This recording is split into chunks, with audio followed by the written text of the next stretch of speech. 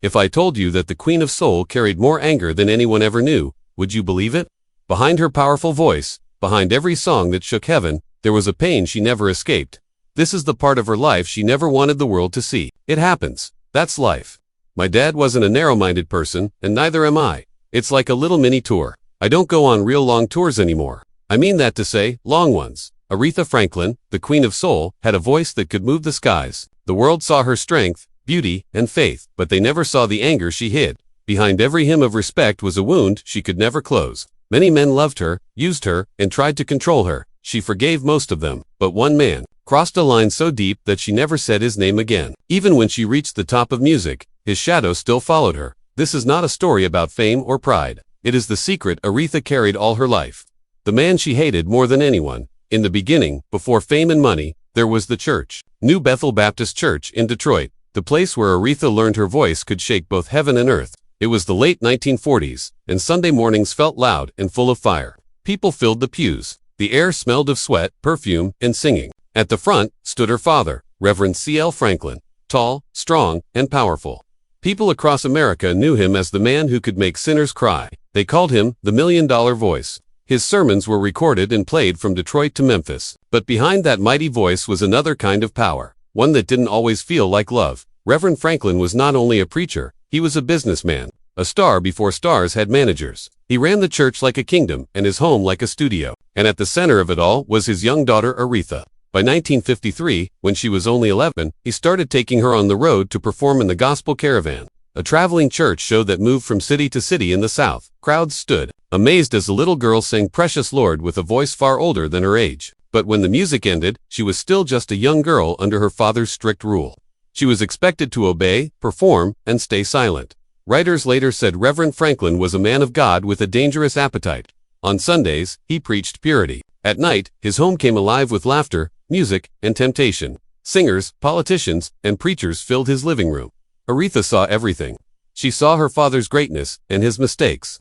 The same hands that baptized people also poured whiskey for famous gospel singers. She loved him, but she feared him too. She feared his temper and how quickly his approval could disappear. By 1956, her voice was already famous in church circles. She recorded her first album, Songs of Faith, in the same church where she grew up. But every contract, every show, every dollar went through her father. He signed the deals, picked the songs, and told Columbia Records, "You don't just get Aretha, you get me." Even when she was on stage, glowing under the lights, his shadow was always behind her. Aretha later said her father gave her a gift and a burden. He taught her that faith was power, but also a cage.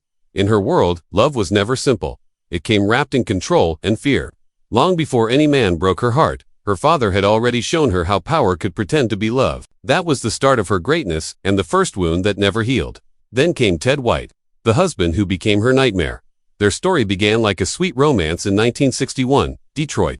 Aretha was 19, shy but glowing, known in the gospel world as a girl whose voice could melt stone. Ted White was 29, good-looking, well-dressed, and full of confidence. Her friends warned her. They said he was dangerous, charming, and not trustworthy. But Aretha wanted freedom from her father's control. She thought Ted could give her that. She was wrong. Within months, Ted became her husband and manager. He handled her bookings, her contracts, and even her clothes. On paper, he shaped her career. In reality, he slowly took away her freedom. People at Columbia Records described him as jealous and controlling. Bassist Joe Tex said Ted would stare angrily whenever Aretha laughed with another man. He didn't like anyone touching what he thought was his. Joe said, at first, the bruises were hidden under long sleeves and polite smiles. Studio workers remembered tense moments, sudden shouting, and Aretha's eyes full of fear. Ted followed her everywhere on interviews, photo shoots, even in the studio. She was the Queen of Soul, but in her own marriage, she lived like a prisoner. The breaking point came in the summer of 1968, after a performance in Montgomery, Alabama. For a civil rights event, Aretha flew to Augusta, Georgia for a charity show. The crowd was excited. She opened with Chain of Fools, her voice shaking the building. But backstage, trouble was growing. Witnesses said Ted had been drinking. During the break, he accused her of flirting with a saxophone player. The argument got louder. Then, in front of her band and two workers, he hit her. A heavy blow that left her frozen. People shouted. Security rushed in. But the damage was done. Aretha didn't return to the stage that night. The audience waited 30 minutes before they were told the show was canceled. Back at the hotel, she packed in silence, her hands shaking. The next morning, she flew back to Detroit alone. That night, in a dark hotel room, she whispered to herself, Never again. Their marriage struggled on for a short while. Ted begged, promised, threatened everything abusers do. But it was over. By 1969, Aretha filed for divorce. When reporters asked, she only said, it just wasn't right.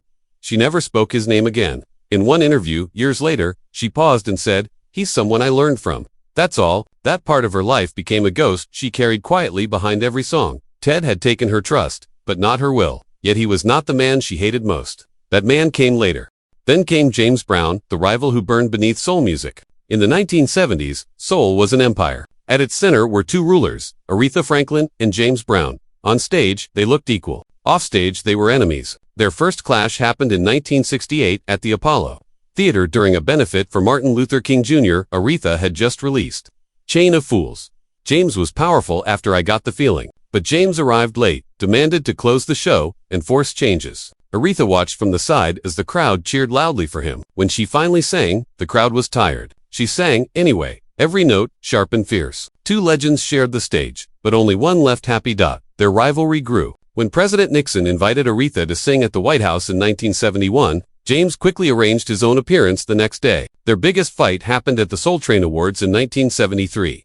People backstage saw James Brown, angry and drunk, criticize her performance. The shouting got loud until workers stepped between them. The next morning, Variety published a short note about a heated argument, but everyone knew who it was. From then on, they avoided each other. When they were booked for the same event in 1975, Aretha's team demanded separate entrances and rooms. James bragged about it. Aretha saw it as protection. Their feud lasted decades. When James Brown was arrested in 1988 after a dangerous car chase, Aretha said nothing, but privately she told friends she wasn't surprised. When he died in 2006, she sent flowers but did not attend the funeral. The card said only, "Peace at last."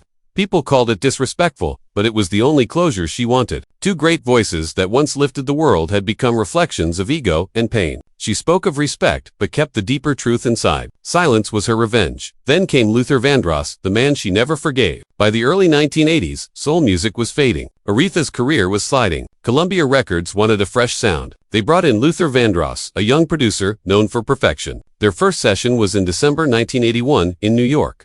What began as a hopeful partnership quickly turned into tension. Luther wanted electronic drums and neat arrangements. Aretha wanted live horns and emotion. Neither wanted to compromise. In January 1982, during the recording of Jump to It, Luther stopped everything and ordered a verse redone. Aretha walked out for hours. When she returned, she sang with cold precision. That take became the final version. The song was a hit, but the cost was high. Luther began taking public credit for returning her to the charts. A magazine called him the man who saved the Queen. Aretha read the article alone and tore it in half. Behind her calm smile was deep hurt. Their fights grew worse. By 1983, during work on her next album, arguments filled the studio. Witnesses heard shouting down the halls. By midnight, Aretha's team left. Luther stayed to finish work alone. Their partnership was broken. When Luther suffered a stroke in 2003, Aretha sent flowers, but no message. When he died in 2005, she remained silent for 2 days before releasing a short statement. "I wish him peace." It wasn't hatred. It was a wound too deep to open again. Luther never hurt her body or stole from her. He hurt something sacred, her voice. That pain lasted longer than any heartbreak. When asked about forgiveness years later, she smiled and said she believed in it for everyone, eventually, but those who knew her heard the pause. Some wounds stay inside the music. Luther gave her a career revival, but took her trust. That, to Aretha, was unforgivable. Then came Dionne Warwick, the betrayal that reopened old pain. In 2017, at 75, Aretha was older, tired, but still proud. On April 25, 2017, she did something no one expected. She sent a 5-page letter to the press accusing Dionne Warwick of lying about her. The story went back to Whitney Houston's funeral in 2012. Aretha was supposed to perform, but severe leg pain forced her to cancel. During her speech, Dionne called Aretha Whitney's godmother and said she was here in spirit. To the world, it sounded kind. To Aretha, it made her look like she lied about being sick. She stayed silent for years, but the hurt never left. In 2017, she spoke up. She said Dionne knew exactly what she did. The letter shocked everyone.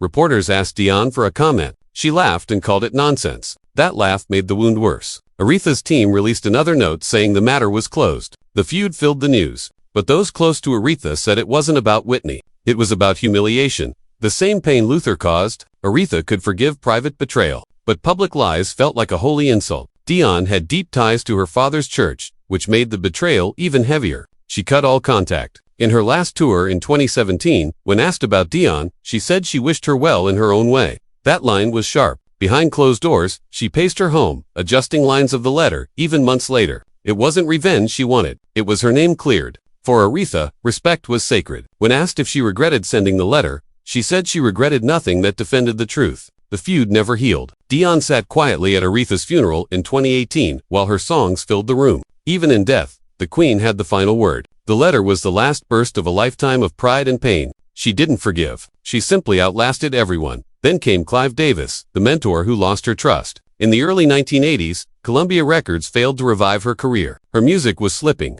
Then Clive Davis from Arista Records promised a fresh start. Under him, she recorded new albums and reached a new audience. The partnership looked perfect, but under the surface was tension. Clive was a businessman. He believed in trends and profit. Aretha believed in soul and spirit. Their success felt real, but fragile. In 1985, after a hit album, Clive celebrated with a private event. Photos showed him holding the award, while Aretha stood beside him, looking distant. Later she said, "They wanted to polish me into something I wasn't." She saw the success as strategy, not love. By 1987, Clive pushed her toward pop duets with stars like George Michael and Annie Lennox. Aretha feared losing her soul roots. When she won a Grammy that year, she thanked everyone, except Clive. People noticed. The real break came in 1990. Clive approved a marketing campaign calling her America's Lady of Soul. It sounded nice to others, but to her, it was an insult. She had fought decades to be the queen, not a lady among many. She saw the billboard by surprise on March 3, 1990. She was furious. The ads were taken down, but the trust was gone. When Clive signed younger stars like Whitney Houston, Aretha felt pushed aside. At the 1994 Grammys, cameras caught Aretha's silent expression as Clive presented an award to Whitney. That picture spread everywhere. Their relationship became polite but cold. At Arista's anniversary event in 2000, she performed one song and left before Clive's speech. In public, she praised him lightly. In private, she said fame taught her that even saviors turn into another form of control. Clive helped her rise again, but he also reminded her that even a queen could be treated like a product. It wasn't hate, just deep disappointment. And through all these battles, her pride never faded. Her voice carried fire, but her silence carried the truth she never said out loud.